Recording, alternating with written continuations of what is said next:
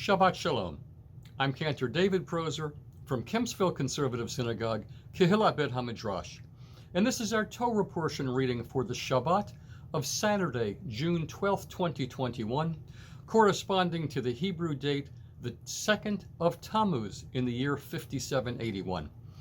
We thank Rabbi Joseph Prauser, Rabbi Avram Kogan, Rabbi David Huffman, and the United Synagogue Torah Spark series for their various teachings and publications on this week's Parsha.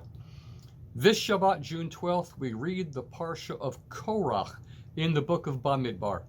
The Parsha begins on page 860 of the Eitz Chaim Chumash and page 639 of the Hertz. The Torah's prototypical dissenter, Korach, from the tribe of Levi, a cousin of Moshe, leading a force of 250 men and supported by Dathan and Aviram from the tribe of Reuven, incite a rebellion against Moshe. If instead of reading the book you watch the movie, all three of these antagonists were combined into one character, portrayed by Edward G. Robinson. Spouting a populist theme, he challenges Moshe's claim to unique leadership, trying to place himself and his followers in top leadership positions. They confront Moshe and Aharon, saying, "You have gone too far. All of the community is holy, and God is in their midst." Korach's message seems to be reminiscent of the sentiment that God had, in fact, expressed to Moshe right before the revelation at Sinai. "You shall be to me a kingdom of priests and a holy nation." Many commentators suggest that the key to unlocking the meaning of the challenge that Korach presents is revealed when we read the commandment that immediately precedes this narrative in the Torah. "Speak to the Israelite people," we read last week, "and instruct them to make for themselves fringes on the corners of their garments throughout the ages. They shall be your fringe. Look at it and recall all of the commandments of the Lord and observe them. Then you shall be reminded to observe all my commandments, to be holy to your God." This is the last paragraph of the Shema. Professor Yeshayahu Leibowitz, a noted 20th century Israeli theologian, argues that Korach's profound misstep can only be appreciated when his claim, "all the community is holy," is seen in relation to the theology of this passage. Holiness, as it is articulated in that last paragraph of the Shema, is not a given. Rather, holiness is an aspiration. It's the objective of a life lived in relationship to God and His will. God has made it clear that the Israelites are not inherently holy.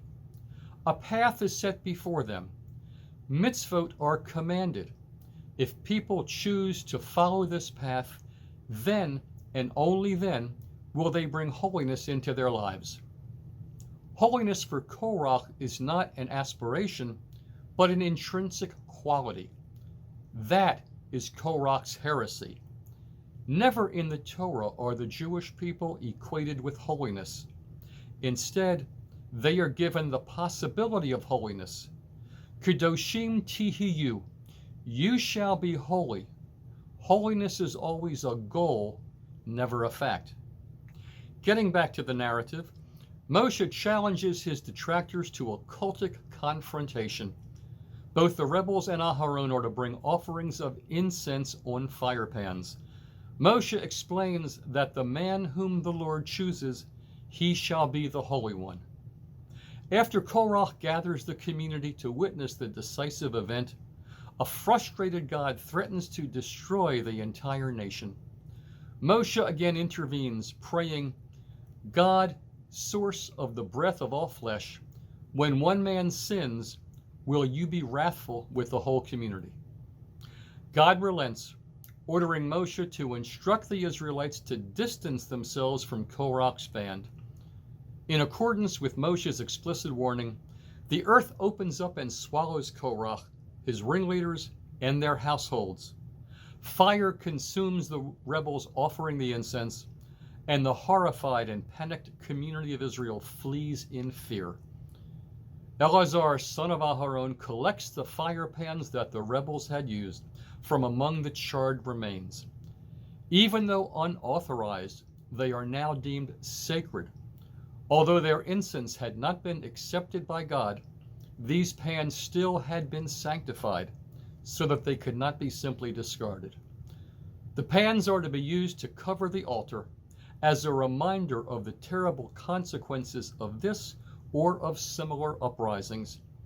Despite the vindication of Moshe and the dire fate of the detractors, the Israelites continue to murmur, to complain about Moshe and Aharon. This ill-advised sedition is met with more divine wrath. 14,700 Israelites perish in a punitive plague, which is curtailed by Aaron's expiatory intercession. Further divine proof is offered to substantiate the leadership of Moshe and Aharon.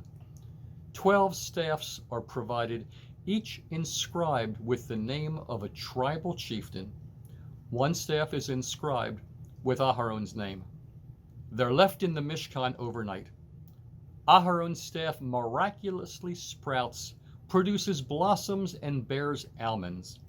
It's placed beside the ark as a reminder to other would-be rebels. The Levites and priests are charged specifically with all that pertains to the sacred precincts and with the responsibility of keeping unauthorized parties from compromising its sanctity. The final chapter of our Parshat deals with the manner in which the Levites and the Kohanim were to be compensated for their ritual services. Their sacred mission is rewarded with a number of perks. Tithes and other gifts were to serve as the source of sustenance for these religious functionaries.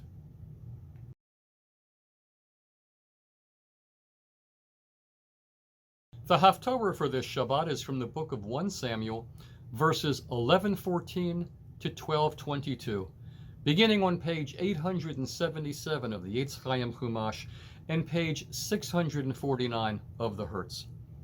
In today's Torah reading, the rebels Dathan and Aviram flouted and insulted Moshe.